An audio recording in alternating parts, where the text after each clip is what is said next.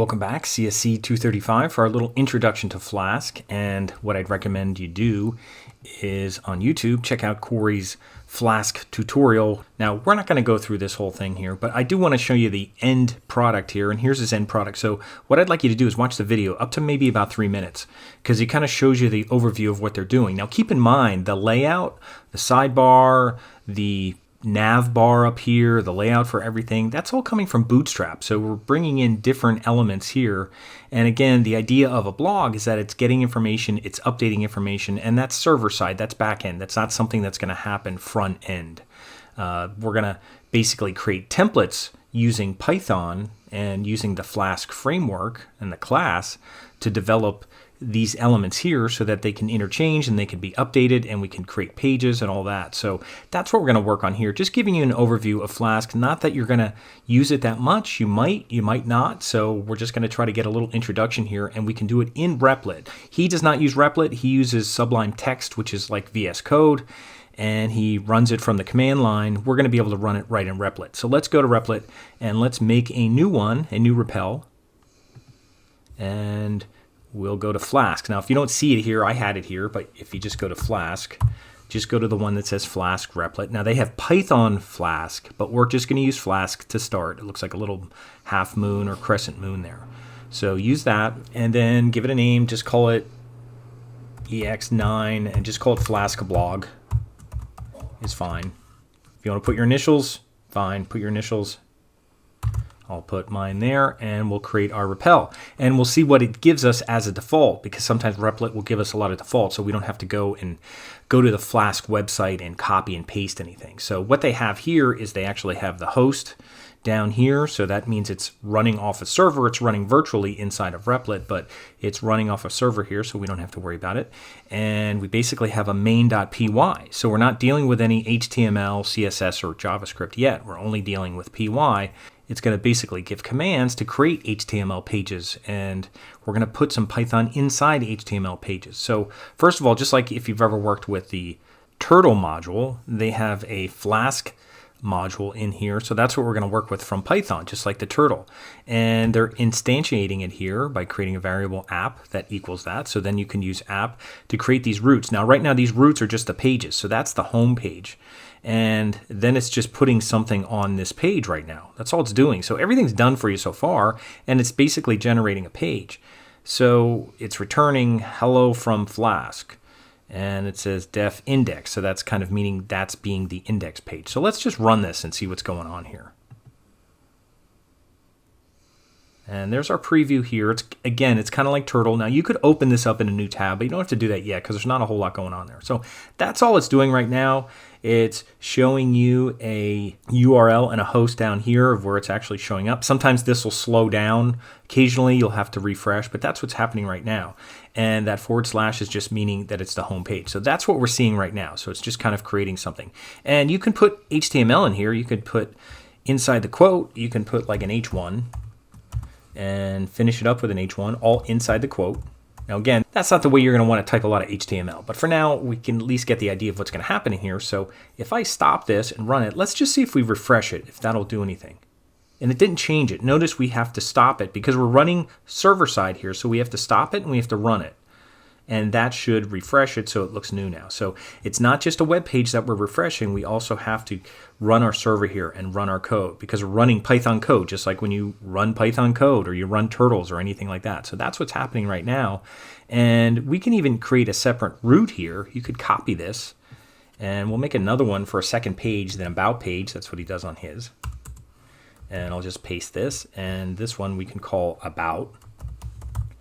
And call this def about, and this is index here, but we don't have index in there, and we could just say about Flask, and we'll adjust this a little bit later. So we'll just put about Flask there, and that way we're kind of creating two pages. And notice we don't have to put HTML or anything yet. They're not necessarily linked up to HTML pages yet.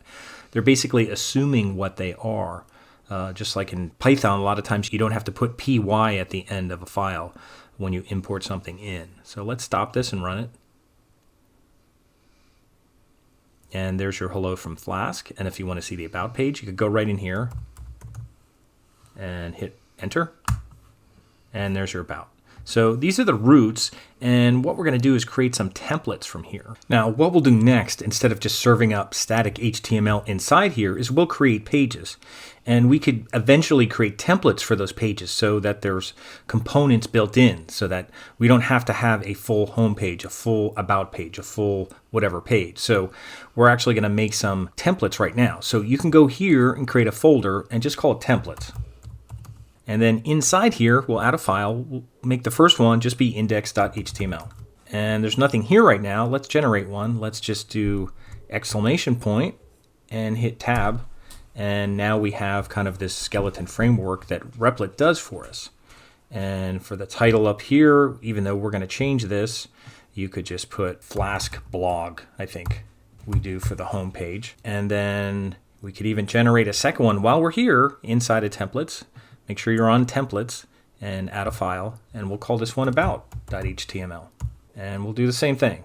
We'll just exclamation point tab, and we'll call this Flask blog dash about. Now we can change this. We're going to start making this extensible, so we could change this. And now we don't have anything in the body right now because we had our body information in this file. So what we'll do instead of just returning this is we'll put this in here. Let's take this about Flask and put this in here, and we'll just put it in the body for now. And we'll do the same going back to our Python file for this, hello from Flask. And again, this will be our blog, and maybe we could just put Flask blog up there too. And again, that would be in the body. Hello from Flask. And we'll just put Flask blog. Now, when it's serving this up, it's still serving up these right now. And what we're going to do is use a built-in function from Python, and it's built into Flask, and it's called render template. So we could go right up here where it says import Flask. We're also going to import render template. And it's coming up right here. And it's gray right now because I don't think it's being used. Imported but not being used. So when you see something gray like that, it doesn't mean there's an error unless you see a red wavy line. It just means it's not being used. So we're going to bring in the render template down here and actually run that function. So instead of just returning an h1 down here, we're going to return this function. So we're going to type render template, and then it's going to have arguments. And it's already coming up here, index.html, but we could type that in, index.html, because that's what we're using. And this should be in quotes, so I'll just put it in single quotes for now. And then we can even copy this and put it down here. And we'll call this about. So we have our index function, we have our route, that's going to that route and then running a function, and it's returning render template index.html, and this is returning about.html. So right now it's going to look the same when we do it, except it'll actually have HTML, because right now I think if we go in here and inspect, let me open this up in a new tab just to look at it, and I'll just inspect it or view page source. And that's the only thing in there. So there's no other HTML in there right now. That's the first one that we generated, where it just basically put in an H1, but we want to generate a whole page. So when we do it again, we're going to generate that HTML that we have in here in this template. So it'll render this whole template and put it in there. But we didn't run it yet, so we got to run it first. So let's run it, stop, run. And right now it's showing about. If you want to just look at the home page, you could go in there, hit return. It's saying Flask blog because that was the new name we gave it. And if you want to open this up in a new tab, it says Flask blog. Now if you inspect it, you could see that it has all the HTML elements that we just put in there. And I guess we could leave this up for now. So that was kind of using render template to generate pages. Now we're also going to make a template so that we don't have to repeat this stuff on all the pages. The whole idea of templates is that you make things easier and you make things more efficient so you're not repeating everything on every page. So that's what we'll be moving to next. And what Corey does next is he creates the content for the post. So he makes basically a list of libraries. And we know how to do that in Python. So we're going to make a list called posts and set that equal to square brackets. And then in here, there's going to be different libraries. Now, libraries use these curly braces, and they're basically key value pairs. So we're going to do something with the title, author, date posted, and I guess the content as well. Date posted will be at the end. So we'll put a curly brace, and we'll put a couple lines in here. So it's coming up right now. So we're going to do title, and we'll use colons, and then quotes. It's coming up post 1. We'll call it post 1. And it's showing me content here. We'll do author, unless we want to do author last. So we'll do author next. And then a colon. And we could just put a name in here. We'll leave John Doe. That's what it's doing. And then we're going to do content. Now it started to come up there. Content, colon. Now, if you wanted to put something longer instead of just content, it's coming up with lorem ipsum here. Now, I don't know if it would naturally do that, but I'm just going to hit tab, and that's what I want. Now, you could have opened up an HTML page and done that, but it seems to be doing that, so that's okay. So I'm just going to finish it off here with the quote. That's fine for now. And then I'll just put date posted. You could change the order on that. And again, a colon. And it's coming up April 20th. I'll do today, November 6th. Now this should be in quotes. The whole date should be in quotes. And I'm getting an error here. Do you know why I'm getting an error? Because I should have commas after each one of these. So I need a comma here. That should be okay. Because you can have a comma inside the quote here, and that's okay. So we have one here. We have one library item. Let's copy this and make a second one. Here's our second one, and this will be by Jane Doe. We'll make Jane Doe, and this is post 2. And we'll leave that in there for now. And we'll make this November 4th. We'll go back. Although maybe this should be 4th and this should be 6th, since post 2 would be newer, I believe. So that's fine for now. So we just basically have some content here.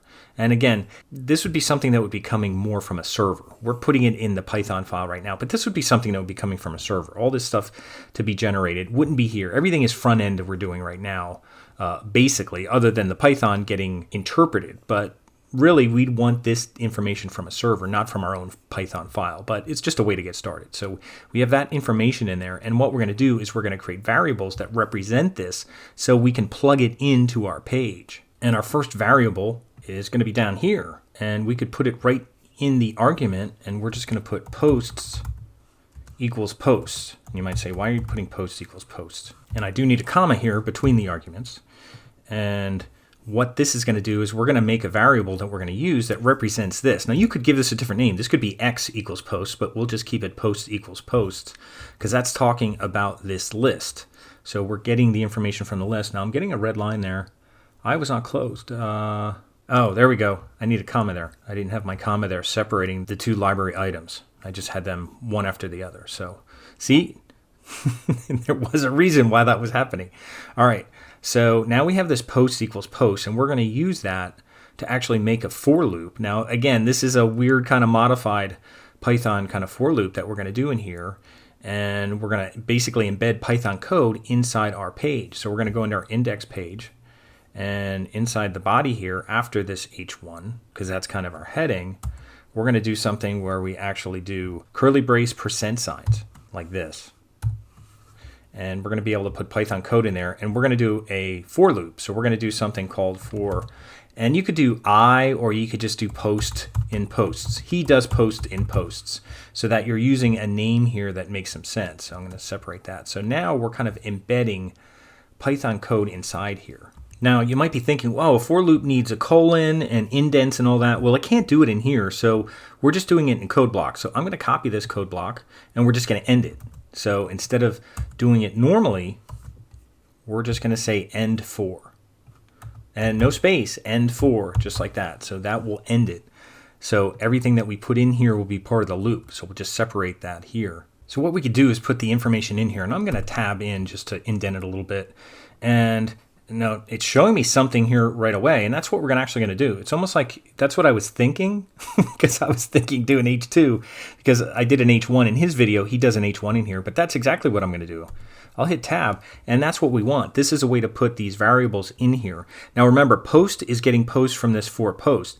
If this was if you used I here, you would do I.title, because it's getting it from that list, because it's basically looping through that post list for the library key values, and the key values are the ones in the front before the colons. So you would use I here, but I'll just do what he did. I'll just use post, and we'll use post.title, and then after that we can do just a paragraph. We don't have to do anything else. Now what do we have next? Let me just check here. We have author. So we could do author here. It could just be a paragraph. Content could be a paragraph. They can all just be paragraphs from here on out. So we'll just put paragraphs in our index page here, and I'll just do a P tab, and it's actually doing by post author in here. Now again, just remember, yes, we do have author next. So it's thinking ahead here. It's pretty smart here. So we can do that double curly brace and then a space, and we could do post dot. It's like if I wait too long, it knows what I'm thinking. Post dot author, and we'll finish that off with 2 curly braces. And I'll copy this, paste it, tab it over, and we'll do post dot content here. Let me make sure I'm getting the right part. Content. And then we'll do one more that says date posted. And you can see what we're doing here. We could style this, we can put space before, we could make the date, all of that. That can all be styled with CSS, or it could be set up with some kind of blog template that's already in Bootstrap or somewhere. So that's what's going to go in there for now. So again, we're just looping through some of that information in the list, and we're using this as kind of the iterator to go through it, just like we do for I in something or whatever. So we're going to do for post in posts, which is our variable that represents the list, and it's getting those key values. So it should be getting the values from these keywords here, title, author. It's getting the values, so it should plug it in there. And the reason we're looping it is so that we can do it multiple times. So let's see what happens here. So what we'd have to do again is stop and rerun it. And there it is.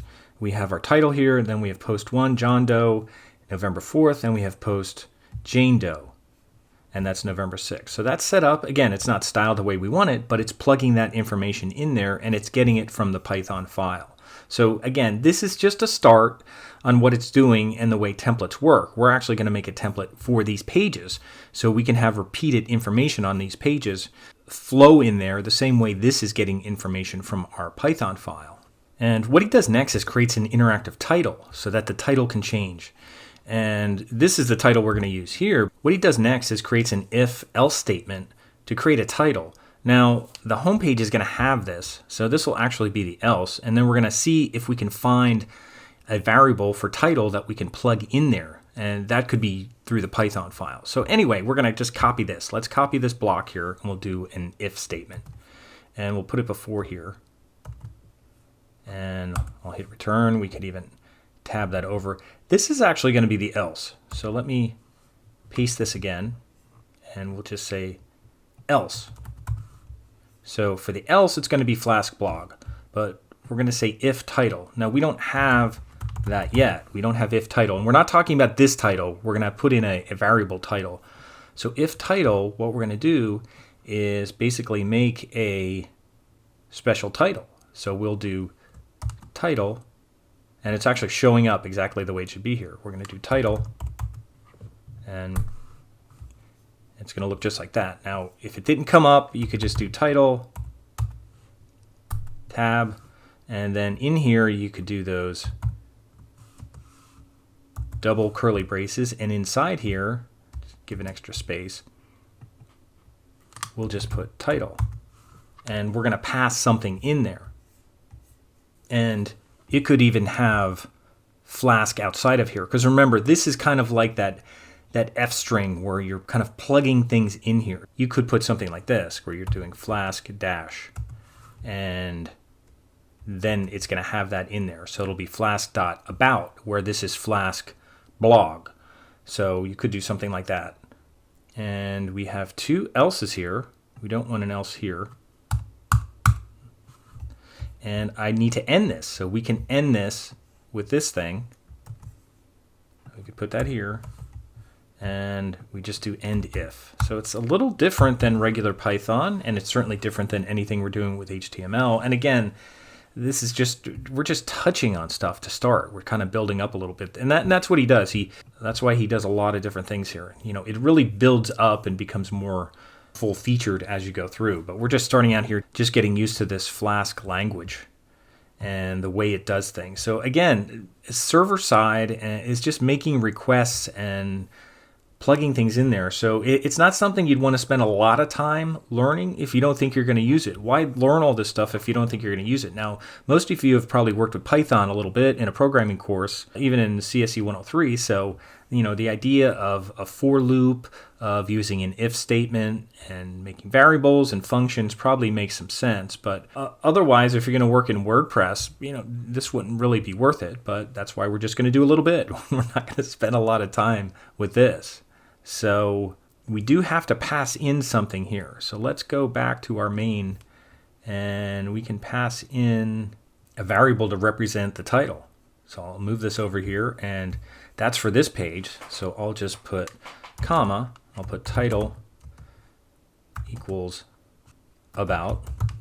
And again, I'm getting a red line here, undefined. So it thinks it's a variable. So what do we need? We need quotes. So highlight that, put quotes around it, stretch this out. So that's what we need there. So again, just to review this, you know, this is our kind of template stuff here. We created a posts list with 2 library items in here where they're key values. So we use these kind of as the pointers to the information that's in there, and we looped through to get that. We have our routes here, or routes, however you want to say that are going to each page. And we're also sending in arguments in here as variables. So we can use title, which is about. Here we use post equals posts, which was pulling in that. And now it should make a dynamic kind of title. Now, before I do that, I want to make sure about doesn't have that title in there. So it already has flask.about, but we want to generate that. So let's take this out of here. And this page, and again, it's looking if it has a title. So this should plug something in. Let's see what happens here. Now we don't save anything because our files will automatically save, but I'm going to stop this and I'll run it. And there's our Flask blog. Now I don't think we see the title in here, so let's refresh this. There's our Flask blog. Now when we want to see about, we want to go here and put a / and type in about. Now we don't even have to put about.html, just about is fine. And there's about Flask. And it should say, let's check this out here. We don't have a title in here. What's it putting up here? Flask blog? It's not putting one in there. Okay, so we're not telling it what to put in there, so we got to check that out. So why isn't this working? Because it needs the same thing that's in here. When it goes through here, it's putting in Flask blog. But we need this in the about page as well. So we have to copy this. We just can't leave nothing there. So let's copy this because that's basically representing the title. Remember, this code is in here representing the title. So let's go here and paste it in. Now it should work. So let's stop it. Let's run it. I think we should go here and be able to refresh it. There it goes. Flask about. So now it's working. So we needed that in that page. Now again, what he's going to work on next is because now we just had to copy this here. And then we had to copy this from here to here. So now we're just duplicating stuff. So if you change something, you have to do it many times. That goes against the idea of what a template is. So the idea is we're probably going to make a template page and start building in things into the page so every page can have this in the head. So for any page that you make, it'll put the appropriate title in there.